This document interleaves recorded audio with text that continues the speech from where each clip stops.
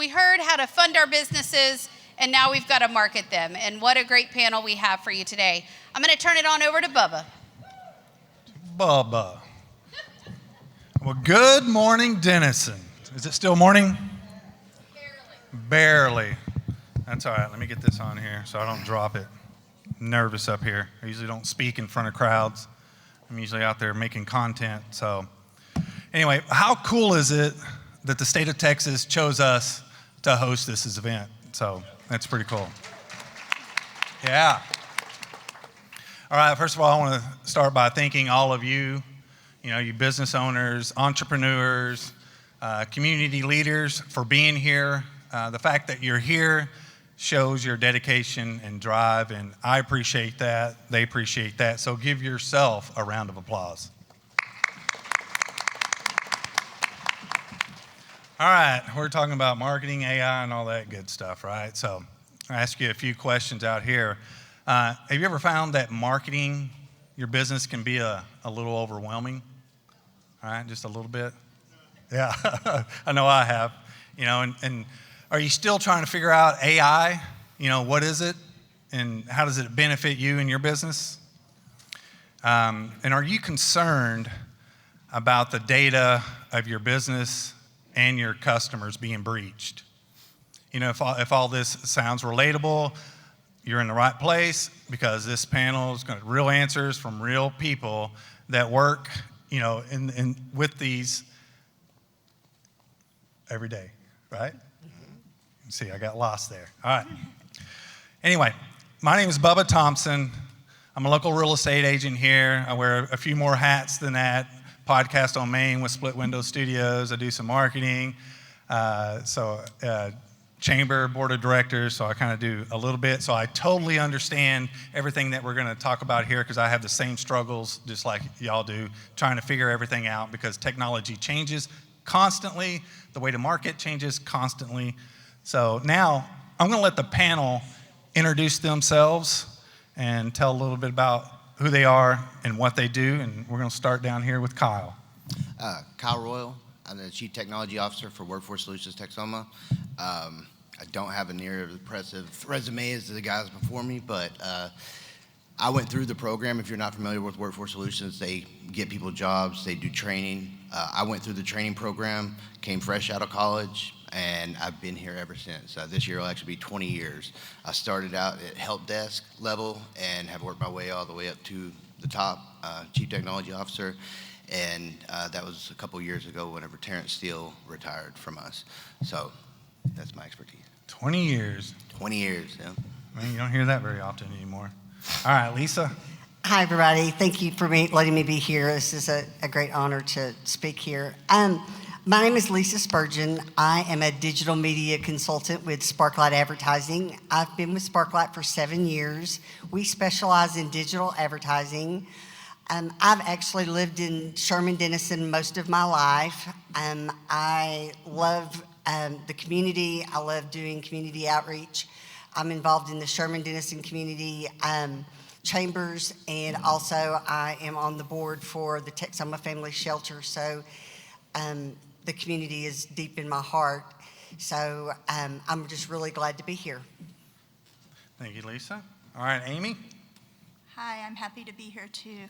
My name is Amy May, and I'm the owner and founder of May Media. We're a full service marketing agency. I also have roots from the Denison and Sherman area. My great-grandfather and his brother worked on the railroad, and then on my mom's side of the family, we have a history of cattle ranching in the Sherman area, South Maid. And so when my sons graduated college and wanted to join the family business, we knew it was time to go to the next level, find an office, and where were we going to settle in. And so we started our office here in Denison, and love the people. We're happy to be in the area, and we just love helping small businesses grow. And it's our family helping your family is how we feel and believe. So. All right. Everybody's pretty much local here or has been here for a while, so if you ever have any questions, obviously, afterwards you can ask them and track them down. Anyway, on this panel, I'm about to kick it off. We're going to ask a few questions to each of the panelists. And once we're done, I'm going to try to save time. I'm sure we're going to have time for questions. So I want you to have your questions ready, okay? I want y'all to just stand there. I want y'all to ask some questions. So let's get this started with Kyle. Let's talk a little cyber security. All right, Kyle. So how does cybersecurity help protect a business's assets from customer data to the intellectual property? Okay. So at the center of cybersecurity, it's all about protecting your data, regardless whether it's PI information, SPI, which is personal identifiable information, which is what a hacker or somebody who's trying to steal your identity would need. That's any three pieces, whether it's your name, birthday, address. Three pieces together constitutes as SPI or PI. And cybersecurity just basically protects all that information, whether it's your customer's credit card numbers, their information, or like you said, there's intellectual properties. Cybersecurity just kind of closes all the gaps in your networks to keep your information safe. I'm going to do a little follow-up on that. You mentioned something like credit card information. Yeah. Like as a consumer, if I'm on someone's site, how do I know that putting my credit card in there is safe on that site? So that's done by the website itself, and you'll normally see a little lock in your address bar showing that it's HTTPS, meaning it's a secure connection to whatever website you're on. So any traffic going over the internet is encrypted. So whenever you put in your credit card information, click submit. If it has an X on it or HTTP, it's not secure. So whenever that information goes out, anybody that's looking at the network can actually see your credit card number come across along with the expiration date and the three-digit code on the back. So it's always really important to make sure that you're on the correct website, because they actually make websites that look exactly like what the actual website is. It's just not secure, and you're putting your information in there. As soon as you click submit, the hacker has it and your credit card's stolen. Cool, good to know. All right, so sticking with you, Kyle, how does cybersecurity play a role in ensuring business continuity, especially the face of digital threats or data breaches? So the continuity is just a continuation of business. So if you guys go down, I'm sure your profit stops, your revenue flow stops. Ransomware is one of the biggest ones that I'm sure you guys have heard plenty of people talk about it in the news that have gotten hacked. If you don't have a cybersecurity infrastructure in place that not only tries to eliminate that, but if you don't have something for backups or the continuity of business, you won't be able to get your systems back up in time. I know there's several companies just around this area that have been hacked, and they were down for weeks, if not months. And that's a big hit for a small business. If you can't work, your workers can't work, you have no revenue flow, and business comes to a halt. Yeah. So one of the things that we do next door is like a tabletop exercise. We have our online backups in the clouds, and we will actually set up a lab and test how long it takes us to get our business back up and running. And it normally takes about a day and a half to 2 days. And so if we were to get ransomware and we decided not to pay, or say the hacker, sometimes they just don't give your files back, even if you do pay them. All of our files are destroyed, they're encrypted, and without that key, there's no way to open the files. So what we do is do a test run just to see how long it would take us if we were to get attacked and get back up and running, and it's about 2 days. But that's with a lot of backups and the infrastructure in place to get it up and going that fast. A lot of people, a lot of businesses don't have that infrastructure in place. Now, as a business owner, are there some telltale signs that we can, that you can tell us about? Like maybe we can notice if we're sitting at our computer one day and we. Yeah, so it's different in every environment. Just going off of what we have next door, we have something called EDR, which is endpoint detection and response, and we have that on every single computer in our network. So if you were to get attacked by, say, somebody sent you an email with social engineering, you clicked on the link, opened it, and hey, it's ransomware, congratulations. So then your computer, the way we have it, it automatically shuts it down, takes it off the network, sends myself and my information security officer an email saying XYZ computer has been hacked or whatever, shut off. We go remediate the issue on the computer manually and make sure that everything is clean. then we turn that computer back on. But until then, that computer has no access to the network. Now, for you guys that don't necessarily have an infrastructure in place like that, telltale signs would be a computer that's just running really, really slow, internet's running slow, and that's normally like a denial of service attack, and that's the reason why it's running slow is because there's so many sessions being open or so many attacks trying to basically brute force your network. And that's one of the biggest telltale signs is just a slow. If it's normally, quick, everything's fast, and it just, for some reason, it's starting to go really slow, that's a normal telltale sign that you're probably being hacked. Good to know. All right. How can a strong cybersecurity strategy help reduce financial risk or unexpected costs for a small business? Well, the key word in that one is risk, because cybersecurity it's like a money sponge. It's extremely expensive. Nobody wants to do it. It's a lot of changes, and it locks a lot of things down that normally, especially executives and cybersecurity professionals kind of always clash, because executives want to do whatever they want, and then the cybersecurity guys saying, hey, we need to lock this down. But I'm actually blessed because my executive director is on board with anything that we do. But as far as reducing the risk, we have a business or a cyber insurance policy that's worth $1 million. So if we were to get attacked, we could use that money to either pay the ransomware, or we could use it for, say, if our customer data got attacked or leaked, then we would have to buy the credit monitoring for everybody. So that's one thing to reduce the risk, is to getting a insurance policy. And most people don't want to buy insurance policy just for cyber threats or internet stuff, but it's definitely something in this day and age that you might need, because once you've had that, it keeps you just doing your day-to-day business stuff and not having to worry so much about the cyber threats that are out there constantly every day. I think that's about it. Wow, insurance for Yeah. data protection. Yes. Didn't know that was a thing. Yeah. Cool. So we carry $1 million insurance policy. So if our stuff gets hacked, we do have that insurance policy to pay out customer. Like if they got their identity stolen, we would be able to compensate them for whatever it was, if it was our fault. Yeah. All right, cool. Thanks, Kyle. All right, Lisa, Yes. we're going to talk a little advertising and strategy. Okay. All right, you ready? Yeah. All I'm right. nervous, but I'm ready. All right, this is a big one right here. What changes have you seen in marketing over the past 10 years? Well, we now turn to Google, social media, and apps for our information. Advertising, which once relied on newspaper ads, direct mail, and billboards, has shifted to digital platforms on cell phones, laptops, tablets, and smart TVs. To stay consistent and competitive in the digital era, businesses need to adopt digital advertising solutions. That's right.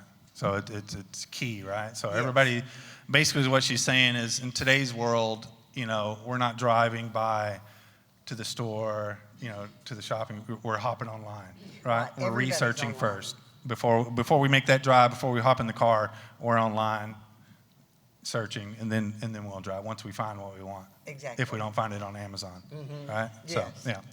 All right, next one is, what are some of the most effective marketing strategies for small businesses to connect with their customers locally? This is a long answer, but I'm going to give it to That's you. right. That's what we're here for. We got time. Every business has distinct marketing needs that's based on size, type, and targeted audience, but there are 4 strategies that are key that I believe are key strategies. One is search engine marketing. Search engine marketing is where when you go to Google and you type in via keyword, and you have the choice, you can click on that ad, it comes up at the top, you can click on that ad. The person that is paying for that, they don't get charged unless the person clicks on the ad. So it's pay per click is what it's called. The person that clicks on the ad, it takes them directly to the person's website. So that's the reason why it's called pay per click. Yes. Pay per click. Pay per click. Yeah. It is, you're advertising to people they're right at the time when they're ready to buy. So it's a really great platform to be on, because people are they're searching, they're looking for products, they're looking right at that exact time. So it's a really good product to use because people are searching there. And then when you're creating these ads, you also want to kind of go play with it and look at those keywords as well, so you know how to create your ad and make sure you include those keywords, right? Yeah, definitely. It's really hard unless you, I mean, for someone just to do it themselves, you have to do a lot of research, and there's a lot that entails into it. For someone to do it themselves, it just takes a lot of research to do the keywords and to make sure that you have all of that in your campaign. Gotcha. Okay. Let me ask you this here. How can small businesses make sure they are targeting the right people at the right time, the right place?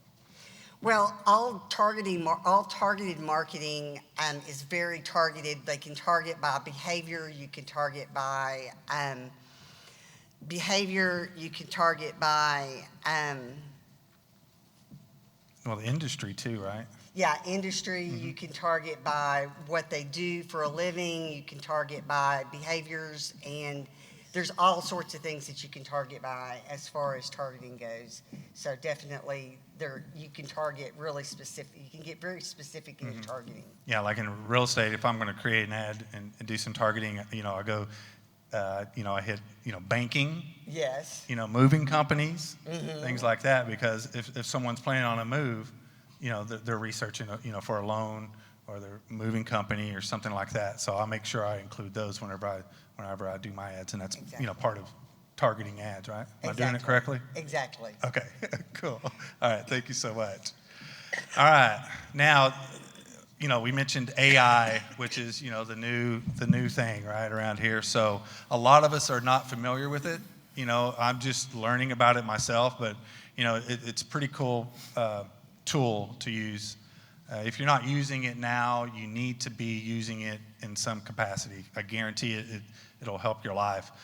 So I've got Amy here to talk a little bit about little AI marketing, right? Yes. Okay, you ready? I am. All I've right. got my notes. I'm used to having a slideshow with bullet points. So Well, I'll do like this. or Yeah, something. there Okay. you go. All right. That works. Okay, so what is the most common misconception small business owners have about AI?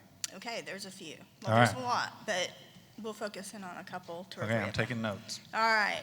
For the first one, really a big misconception is that you have to be a big company with a huge budget and a big technical team. That's just simply not true anymore.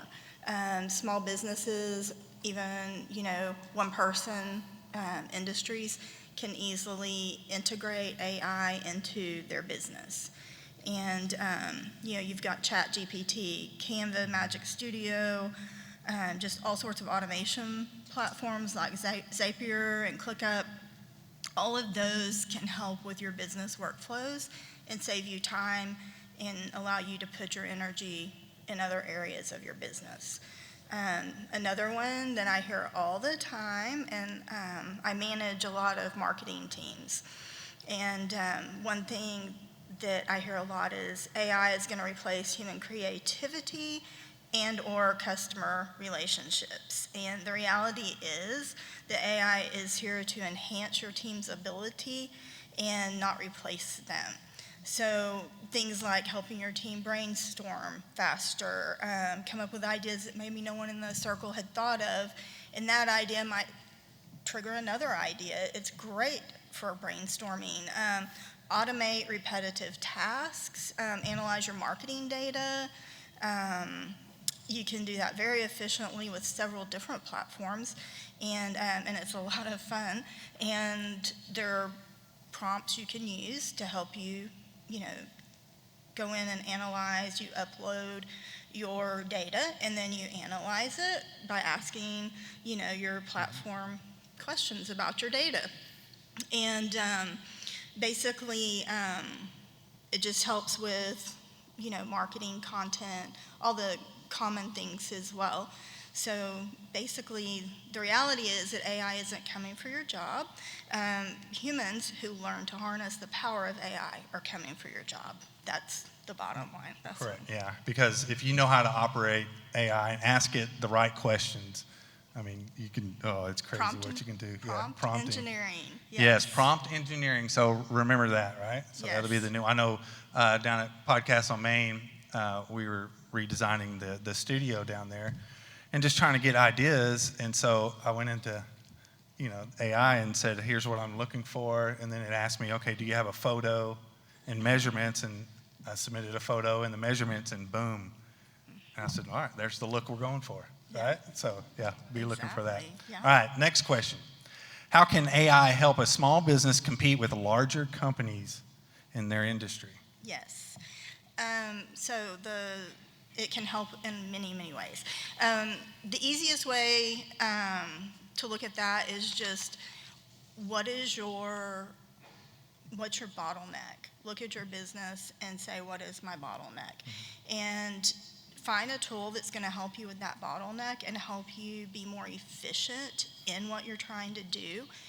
The larger teams, they may be using ChatGPT, but they're not going to have the workflow you do, and they're not going to have like the customization to it. They're not going to have the prompts that keep the voice and the feel and the customer service aspect of it.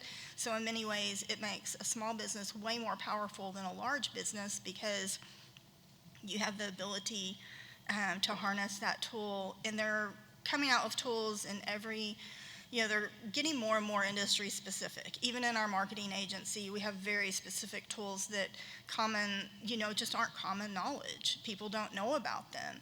And it's just, we're going to see that more and more. We're starting to see it in the legal industry. We're seeing it in the medical industry. We're seeing the universities, the professors and medical personnel are all pouring data into tools that they're training, large language models that they're getting ready to launch that feeds knowledge. And it's amazing what they're doing, but you can do that about your own business in your own area, and you're going to see custom tools come into play that are, going to help the small businesses excel over the big businesses because of what they're going to help with workflow and creating more content for social media, for their websites, hitting those keywords, that sort of thing. Once again, like human interaction with AI. Human interaction. You have to have human interaction.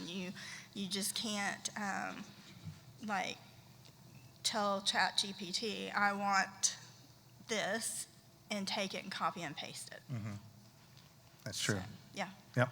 All right, so here we go. Here's another one. What are some of the risks and ethical concerns small businesses should keep in mind when using AI? And do you recommend that they vet or choose AI tools? Which ones do you recommend so they're not getting into that, shiny object syndrome? Yes. Okay. So, in other words, how can they make sure they're protected and being careful? Exactly. And don't end up with, down here with Kyle needing cybersecurity. You do not want to end up with Kyle. Yeah. Not he'll that take way care now. of you. He'll Come take on care now. of you, but let's be preventative too. Sorry, about that, Kyle.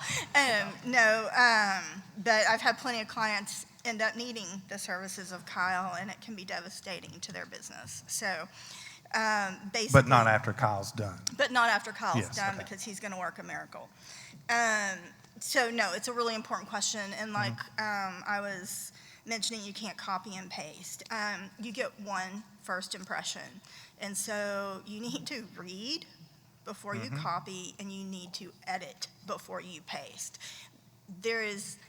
I use AI all the time in many different ways, and I can tell you I have never copied and pasted something that it gave me. I always edit. My team edits. And we triple edit. We're very careful about making sure that we're maintaining the voice of it. Another thing is just trust and transparency. Doing that can, break trust with your audience. But also, a lot of people are using things like AI-generated videos and photos, and they're not really labeling it as such. And on advertising venues and YouTube and all the things, we have to. If we're putting something AI created on the platform, we have to label it as such. And so you have to be really careful with that. But people are putting these things out there, and they're not identifying it as that, and then people find out, or they can tell. I mean, you can kind of tell, right? And Yeah, sometimes you do the photos and the fingers are all yeah, messed and up. and like, you know, the videos are kind of creepy, to be honest. Yeah, I they mean, are. and so if you're trying to build authority and look good to your audience, AI is really not the way to go for that. You need to be really careful about the tools that you choose. Okay, good to know. All right, so staying with AI, Mm-hmm. and as a small business owner, where do you see AI in the next 2 to 3 years? So I did put flyers on the tables to make sure you got all the info. I think that we're going to see AI become less of a buzzword, and it's going to become just more of a quiet, everyday advantage. I think that businesses are going to learn how to use it to improve workflow in their processes, their invoicing, all of the things that are automated. Zapier is one of my best friends. Love Zapier. But I think that we're going to really just going back to the same concept that I said earlier, you know, just the workflow, their mindset, their customer experience is going to be more genuine, and people are just going to learn to absorb it. Just like you learn to use a computer in your business, you're going to learn how to use the AI tools in your marketing and your business. It's not even just marketing. Those AI tools will help you with all of your processes. It's amazing what you can do. So we'll just see a lot more automation of repetitive tasks. Personalization will go deeper. Industry-specific tools are, you know, already starting to show up, so we're going to keep seeing more of those. And then, again, just remembering the real shift that AI won't replace jobs, but people who know how to use AI effectively will replace those who don't. So as business owners and you're looking to hire and that sort of thing, one of the things I'm finding is that some of those really quiet, shy kids that we're hiring, man, you light a fire under them and give them something to be excited about, and they go wild, and they're creative, and they talk to the bots and all the things, and it's just like they are pumping out amazing things, work processes and strategies, and it's amazing. And so I think just giving your people permission, you know, you give yourself permission. Yeah, just thinking outside the box. Yes. A little bit, right? Now, Kyle, are y'all using AI right now? No, we actually banned it from our network. No? And it's only because of, we deal with a lot of state PI and SPI information. So you have to really be careful what you're putting in these AI generators, because So there you go. it always Yes. goes back to the internet. So if you were to put anybody's name, social, anything like that into an AI generator, it's going somewhere out there on the internet, and it, you know, somebody could have access to it. And if it comes back to you saying, well, you put it in an AI generator, TWC is going to be real mad about it. So we banned it from ours. We don't even allow the AI note takers in Teams or Zoom. TWC is not supposed to either, but sometimes they still do it. But just if you were in a meeting and you were discussing a client and you said their name or their birthday or their social over it, then the AI note taker is going to take those notes and put it out on the internet. So you have to be real careful what you're putting into it. But like she said, check again, and then edit it all 3 times. So. See that dude right there is going to protect your information for sure, right? And that ties back into the risks and ethical concerns. You should never put personal data about any customer, client, anything into AI. If you want information or want to build your audience and you're trying to tell ChatGPT who your audience is, don't use a real example. Make up some imaginary clients. You know, what is your ideal client? Most of you probably know who is your ideal client. So put that information in. Don't ever put anybody's personal data in. Yeah, because it's all about collecting data, and so when new searches come out, they're reading that data. So yeah, you got to be very protective of that. Yeah. I want to go back to Lisa here, talking about ads, advertising. You know, I do, you know, social media ads. And the question I get from a lot of people is, you know, hey, you know, can we just boost this post? You know, and I always say, well, you want to create an ad, get more detailed. So why should someone boost a post or not boost a post versus, actually digging deep and creating an ad for leads?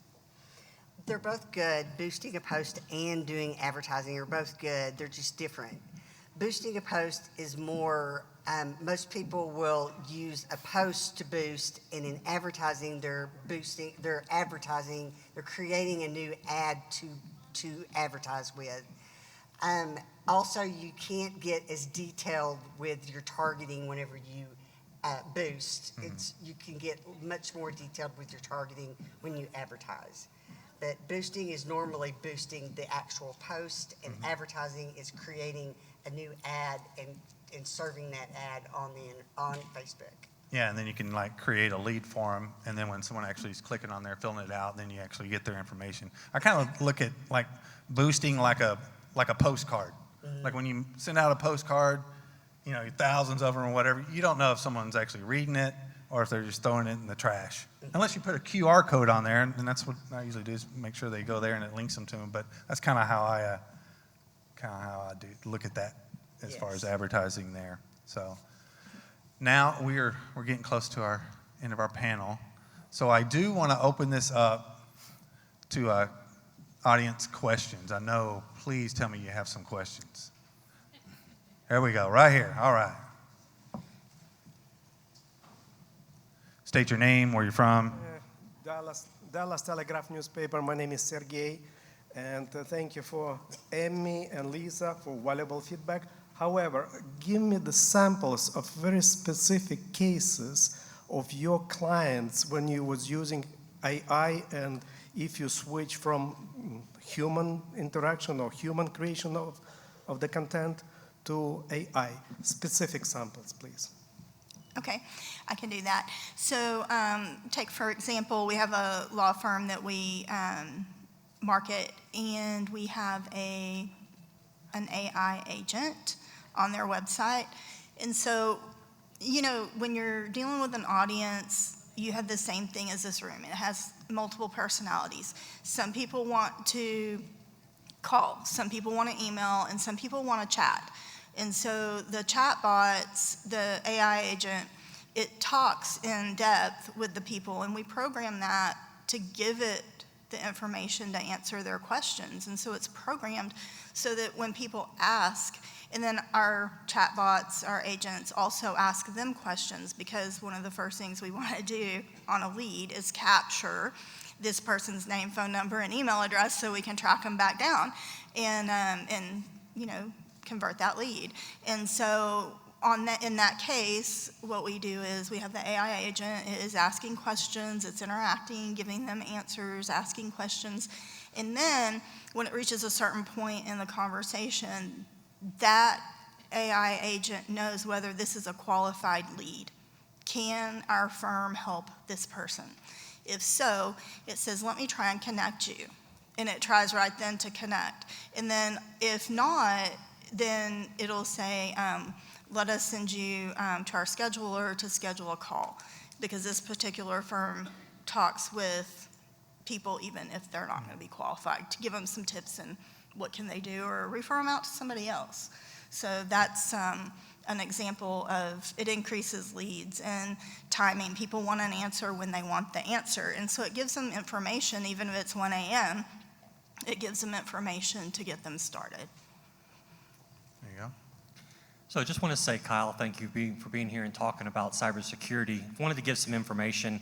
One of our partners that travels with us around the state a lot wasn't able to be here for this one, but the Department of Homeland Security has an office called Cybersecurity and Infrastructure Security Agency, CISA. Many of you have heard of that.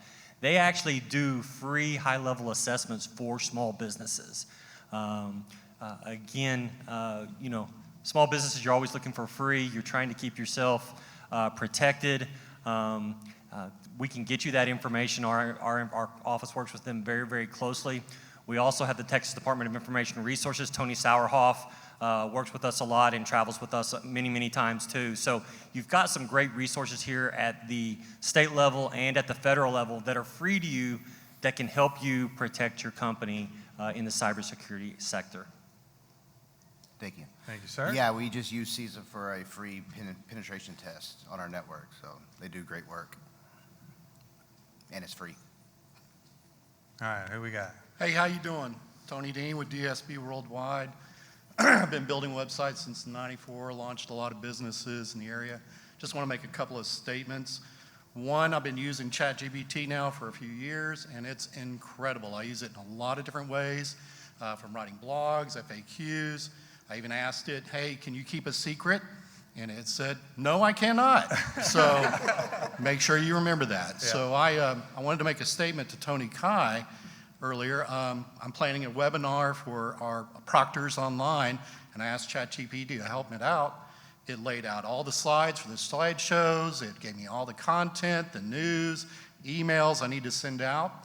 And so when Tony Kai was up here talking about doing business plans for new businesses, I thought, ChatGPT. Ask ChatGPT to make a business plan for you. And I bet it would crank out the entire documents, everything you need that you can fine tune to your business to help you get what you need for loans and whatnot. So I just wanted to bring that statement to bear. Great, thank you. Great information there. Yeah. All right, do it. Where's Bill?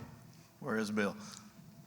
Question, spam, and maybe Kyle will be best to address this, but spam is rampant. And any advice on how you identify, protect against just spam advertising?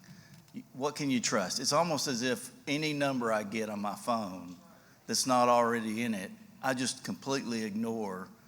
And maybe you say, that's what you do, Bill, because if they don't leave a message, then you don't know who they are.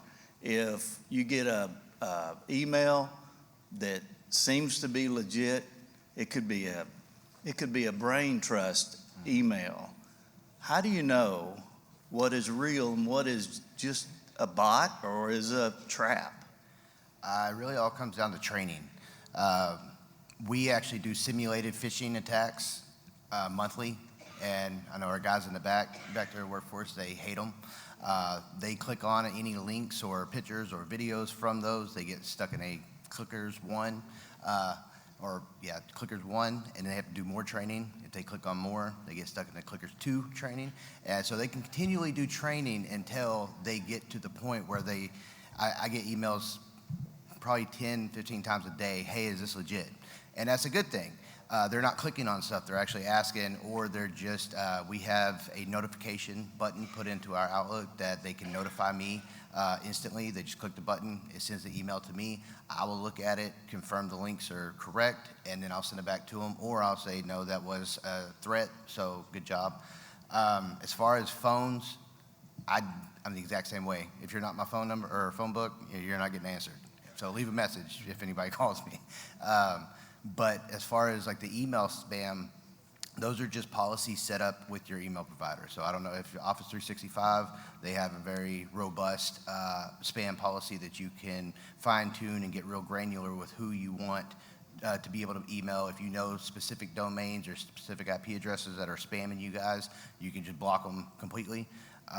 But then you run into the people that have just the free Gmail accounts. You can't go in and block Gmail as a domain, because then every customer that's trying to email you from a Gmail account, you're not going to get them because they're blocked. So you have to get real granular with it, and you can use keywords. So most of the time, subject lines, they normally set off the spam filters because they're normally kind of about the same. But they're getting very, and this goes back to AI too, because the threat actors are actually using AI to write their emails.